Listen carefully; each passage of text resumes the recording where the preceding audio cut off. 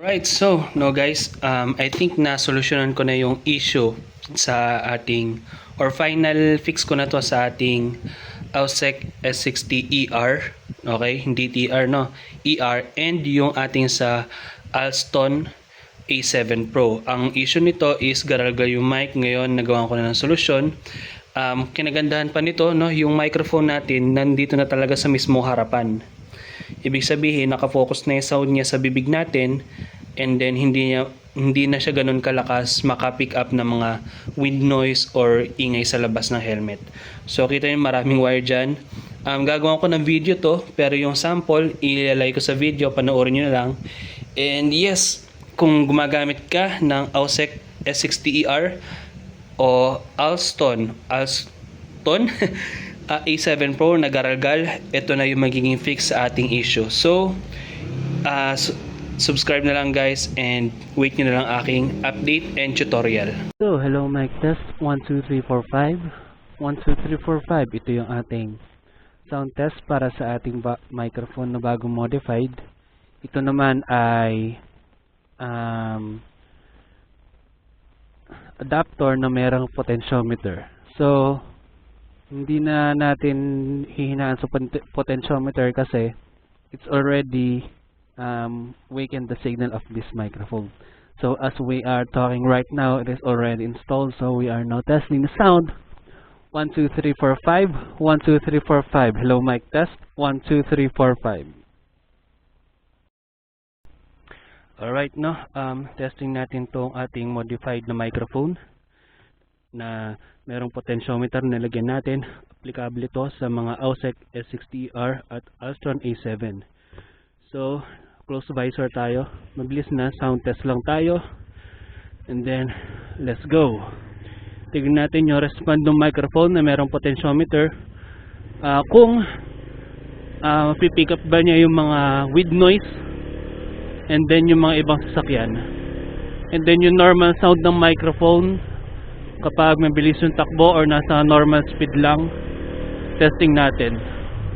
Okay, pero mabilis na lang to.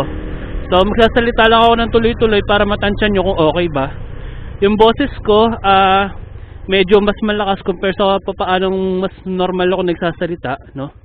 Tingnan natin kung mabasag. Pero kung nagsasalita ako sa loob na helmet, ganito kasi talaga kalakas. Kasi kapag mahina, di ko marinig yung sarili ko. So, yung microphone na nasa harapan na ng ating bibig, nakafocus na dapat siya mostly sa ating boses. And then, dapat, di na niya na-pick up masyado yung outside noise. So, may pumapasok na hangin sa ilalim ng baba ko. Pero tingnan natin na-pick up ba niya. So, speed natin 85 kilometers. Try natin 90, kaya naman nata. Okay, stock exhaust 90. 100, try natin. Okay, 100. So, pwede na siguro i-testing na yun, no? Gabi na, baka mapahamak pa tayo. So, okay, balik na tayo sa ating lugar. So, yung kung paano ko ito ginawa, upload ko yung tutorial. Anong potentiometer ang ginamit ko? Ang potentiometer kasi guys, iyon yung volume control, okay? So in theory, ang ginawa natin, nalagyan natin siya ng volume control kasi masyadong malakas yung microphone sa ating action camera, kaya nababasag yung sound. Okay, so ang idea, binigyan natin ng potentiometer. Pero itong potentiometer na to, hindi na kailangang hinaan kasi once na nilagay mo siya, hinihinaan na niya agad yung microphone mo. Alright? Pero kung masyado pang basag, pwede mo pa siyang hinaan. Nasa yun, meron kang option setting. Yung kinagandahan nito. Okay? So, yeah. Kung S60ER ang gamit mo at meron ka ng microphone na nabili doon, huwag kang mag-alala, magagamit mo yan. Kasi yun yung imo-modified natin. Tuturuan ko kayo sa ating video. Bibili lang kayo ng mga iba pang items, and then kung hindi kayo marunong maghinang, kasi kung hindi kayo marunong maghinang, pwede kayo pumunta sa mga gumagawa ng cellphone, pahinang nyo lang. Okay? Kasi kailangan natin ng konting modification nga, ihinangin natin yung wire.